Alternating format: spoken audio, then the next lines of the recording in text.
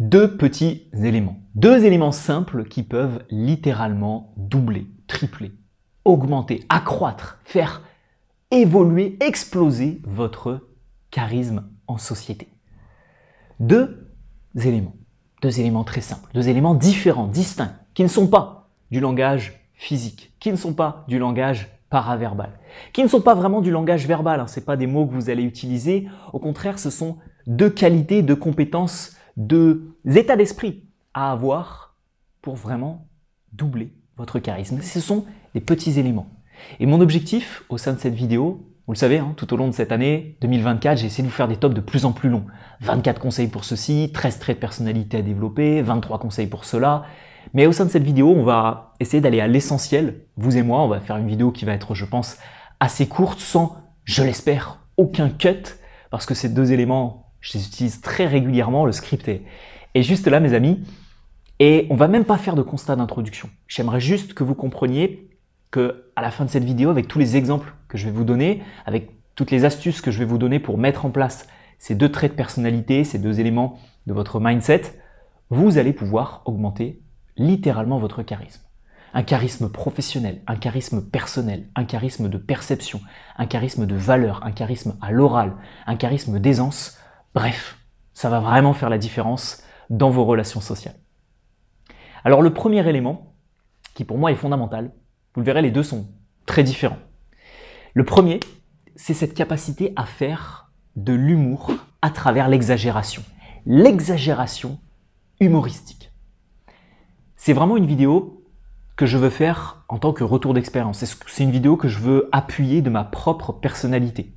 Donc, ça ne conviendra pas à tout le monde, j'en conviens. Ce ne sont pas les conseils que vous allez voir dans 200 autres vidéos sur le charisme, qu'il y aura juste ici ou juste là sur YouTube, ou juste en dessous si vous êtes sur téléphone. C'est vraiment tiré de ce que moi j'ai développé comme compétence, et l'exagération humoristique, c'est royal. C'est le chemin royal vers de la connexion émotionnelle, vers le démarrage d'une conversation, vers une accroche qui est légère et qui n'est pas sur une sorte d'interrogatoire, par exemple en séduction ou dans le milieu professionnel. Et c'est également ce qui permet d'aller jouer sur, vous le savez, un terrain qui n'est pas glissant pour le coup, qui est solide comme un roc. C'est le terrain du storytelling, le terrain des histoires, le terrain que toutes les personnes qui écoutent aiment entendre. L'exagération humoristique, concrètement, en quoi ça consiste? Là, je pourrais vous donner pléthore d'anecdotes. J'en ai une qui me vient en tête, c'était dans le cadre de la séduction. Vous le savez, j'expérimente beaucoup de techniques, surtout en séduction. C'est un terrain de jeu incroyable pour pouvoir jouer sur l'intelligence émotionnelle, jouer sur la voix, contextualiser, se mettre dans des situations embarrassantes, essayer de faire de l'humour, briser la glace, bref. Ça et le milieu professionnel, c'est les deux meilleurs terrains de jeu pour pouvoir développer ses compétences à l'oral.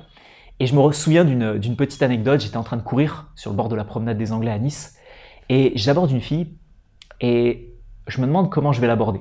Alors, j'ai le temps de me poser la question. Pourquoi? Parce que la situation était un peu cocasse. Je la voyais en train de prendre un petit peu la pause. Et juste à côté d'elle, il y avait un gars qui se faisait prendre en photo par son pote. Donc je me suis dit, est-ce que c'est un couple d'amis? Est-ce que c'est un couple tout court? Est-ce qu'ils sont trois amis qui sont à Nice? Et en fait, elle n'était pas du tout avec ces deux personnes-là.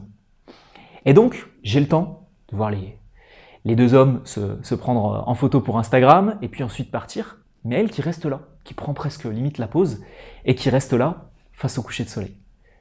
Donc là, j'y vais et j'attaque et j'accroche sur cette exagération humoristique qui est, excuse-moi, j'étais en train de courir, je t'ai vu avec les deux, je croyais que vous étiez tous ensemble, etc. Et je suis actuellement nouveau sur Nice. J'ai déjà trouvé 2 femmes avec qui sortir et j'en cherche une 3e. Je t'avoue qu'il y en a une qui restera plus à la maison. La deuxième, c'est plus pour les soirées, je dirais, classiques, les petites soirées, voilà, aller au cinéma, etc. Et la 3e, je pense que c'est peut-être plus ton profil, c'est pour tout ce qui va être opéra, théâtre, et vraiment les soirées mondaines, si je puis dire. Est-ce que tu es partante? C'était tellement gros. Alors, j'avoue que sur la promenade des Anglais, c'est peut-être le genre de proposition que certaines peuvent recevoir. Mais bon, c'était tellement gros. Vu mon jeune âge, j'ai pas 50 ans, je cherche pas à avoir 3 femmes, etc. Qu'elle a compris qu'on était directement sur le terrain de l'humour, qu'elle a compris directement qu'on était sur le terrain de l'exagération. Et donc forcément, c'est avec cette petite accroche que j'ai pu derrière discuter avec elle, prendre son numéro et la revoir. Et c'est grâce à ça que derrière, vous allez aussi pouvoir aller sur un point d'accroche, un point de connexion, un point de discussion sur les prochains messages que vous allez pouvoir avoir avec elle. Ne lui révélez pas que c'est de l'humour. Ne lui révélez pas que c'est une exagération. Restez justement sur cette ambiguïté. Là, c'est un petit conseil de séduction que je peux vous donner également pour pouvoir continuer à jouer avec ça dans le futur.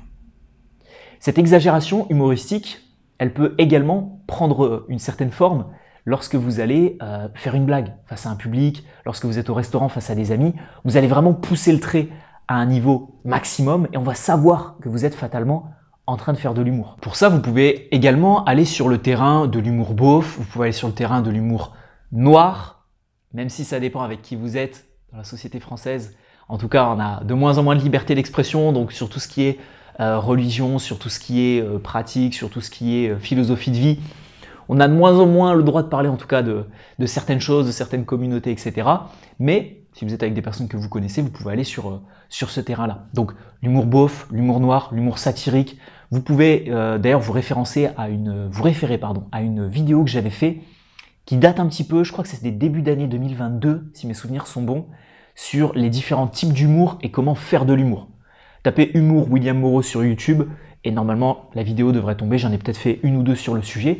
En tout cas, je me souviens d'une vidéo où j'avais listé différents types d'humour. Et en fait, vous allez pouvoir pousser tout ça avec l'exagération humoristique, quel que soit votre type d'humour, quel que soit l'humour que vous utilisez généralement. Alors pour vous entraîner à ça, c'est assez simple.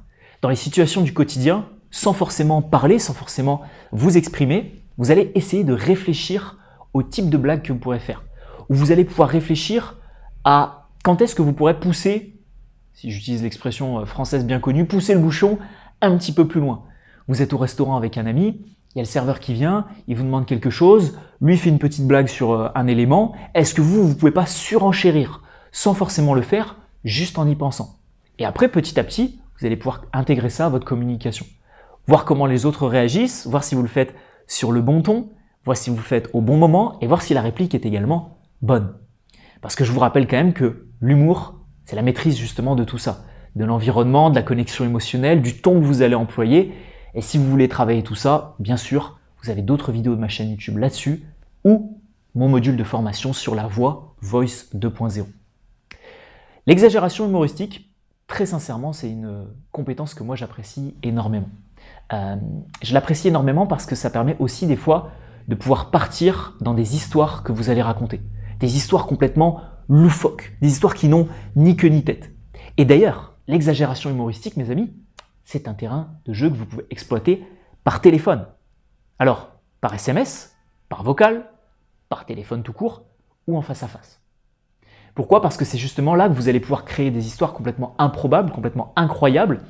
Et c'est à ce moment-là où justement vous allez toucher les émotions, vous allez susciter l'intérêt, vous allez susciter la curiosité, vous allez piquer aussi une forme d'envie d'en savoir plus avec du suspense chez votre interlocuteur ou chez votre interlocutrice.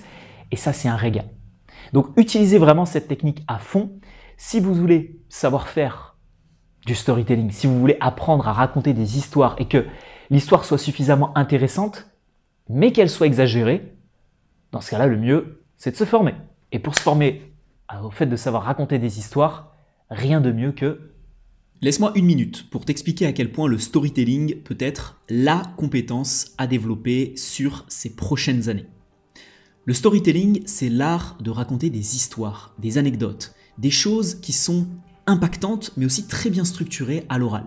Et si tu es capable de maîtriser cette compétence en totale improvisation, sans avoir besoin de te créer par exemple un script, qu'est-ce que derrière tu es capable de faire? Tu es capable de raconter ton histoire, tu es capable d'illustrer tes propos, tu es capable de faire passer un message par le biais d'une histoire pour qu'il soit mieux retenu, pour qu'il soit aussi mieux compris par ton auditoire. En bref, le storytelling, c'est le meilleur outil de communication que tu peux avoir dans ta poche. Mais pour ça, il faut maîtriser la structure de ce que tu vas dire. Il faut savoir introduire, conclure, développer ton histoire, mettre de l'émotionnel, créer des ruptures. Et ça peut paraître très compliqué, et crois-moi, ça l'est. Pourtant, dès qu'on connaît les bonnes stratégies, dès qu'on sait réellement faire du storytelling, c'est une compétence qu'on va derrière garder à vie. Et c'est pour ça que j'ai créé la formation Storytelling 2.0, avec des dizaines d'exercices différents à l'intérieur. Tu vas pouvoir apprendre tout ce que je t'ai évoqué précédemment, avec des structures différentes pour des histoires qui peuvent durer 30 secondes ou des histoires qui peuvent durer 10 minutes sur une longue prise de parole. Tu vas pouvoir utiliser cette compétence tant au travail qu'en famille, qu'avec tes amis, pour raconter tes dernières vacances, voire même en séduction, pour savoir bien te présenter. Alors dit comme ça, on a l'impression que c'est la recette miracle. C'est vraiment le truc qui va révolutionner notre manière de communiquer. Et je vais être très transparent avec toi, c'est le cas. Je te laisse regarder le programme de Storytelling 2.0 dans la description de cette vidéo ou autour de cette dernière, te faire un avis sur le contenu et sur ce qu'il y a à l'intérieur et sur ce que tu peux en tirer.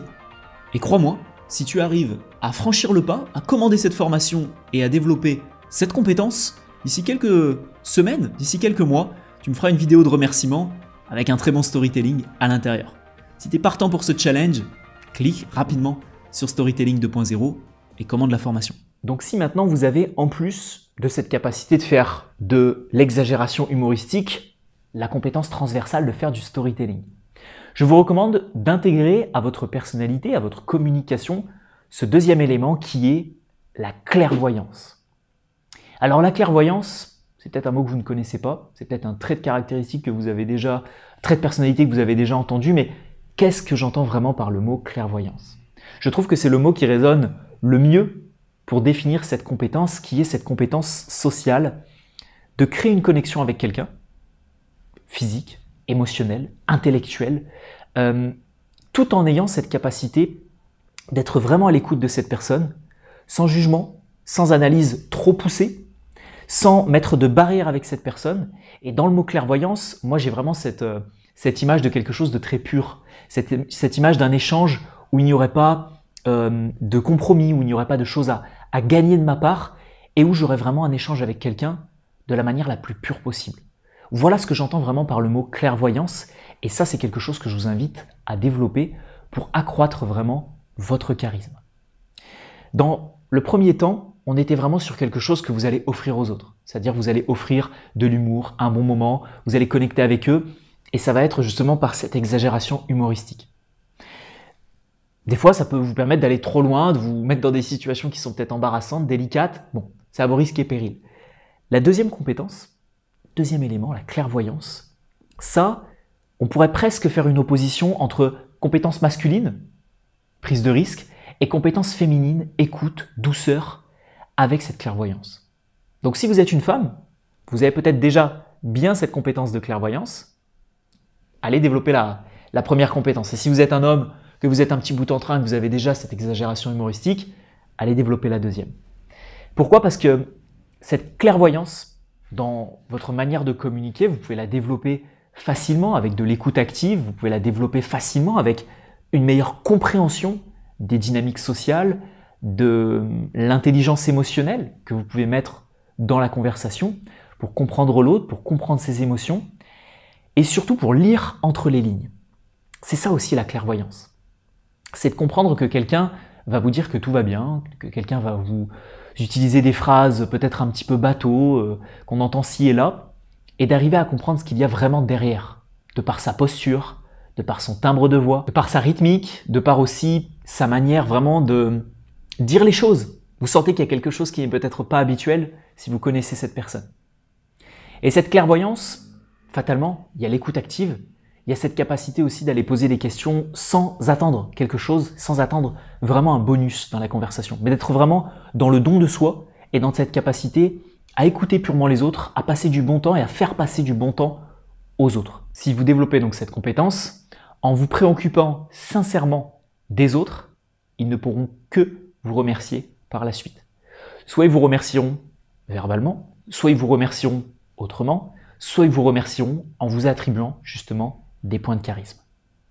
Donc, pensez principalement aux autres sur cette partie-là, sur cette partie clairvoyance. Et pour moi, c'est les deux éléments qui vraiment peuvent radicalement augmenter votre charisme. Bien entendu, pour conclure cette vidéo, il y a plein d'autres éléments qui augmentent le charisme. Le charisme, c'est un état d'esprit, c'est une manière d'être, c'est un comportement, c'est les valeurs que vous pouvez avoir, c'est la philosophie de vie que vous incarnez et le personnage que vous avez construit autour de votre image. Donc oui, il y a des notions de posture, il y a des notions de lifestyle, il y a des notions de manière de parler, il y a le timbre de la voix, il y a le comportement que vous allez avoir, il y a les valeurs que vous allez avoir, ok. Mais pour moi, ces deux éléments-là, ces deux éléments qui n'étaient pas forcément présents sur YouTube, que moi, j'ai fortement développé et que je vous invite fortement à développer à votre tour. Dites-moi ce que vous en pensez de ces deux éléments, si vraiment ils sont ce qu'on appelle en anglais un turnover, ce qui vraiment permet de switcher en tout cas une compétence et ce qui permet vraiment de développer cette dernière. Et dites-moi aussi si vous avez des petits hacks qu'on ne retrouve pas forcément sur YouTube, partagez-les dans les commentaires aux autres personnes qui regarderaient cette vidéo pour agrémenter le contenu de cette dernière. Essayez de détailler ça un maximum. Ne me dites pas simplement moi mon petit hack c'est par exemple le Eyes Contact. Non, essayez de détailler ça en disant voilà comment vous allez justement regarder les autres. Si vous avez des petits gestes avec les mains, si vous avez une manière de parler qui est atypique, dites-moi ça dans les commentaires, ça m'intéresse fortement et ça en intéressera forcément beaucoup d'autres. J'espère que cette vidéo en tout cas vous aura plu. On se retrouvera dimanche prochain pour une vidéo sur 8 erreurs. Ah oui, je l'ai déjà filmé celle-là. 8 erreurs fatales qui peuvent ruiner votre communication. On repart dans les tops assez riches et assez enrichis. Je vous souhaite un excellent dimanche ou une excellente semaine. Je vous laisse juste ici avec la formation gratuite Master Communicant, la formation édition 2024. Et puis vous pouvez poursuivre la lecture juste là. Merci pour votre visionnage et à très vite.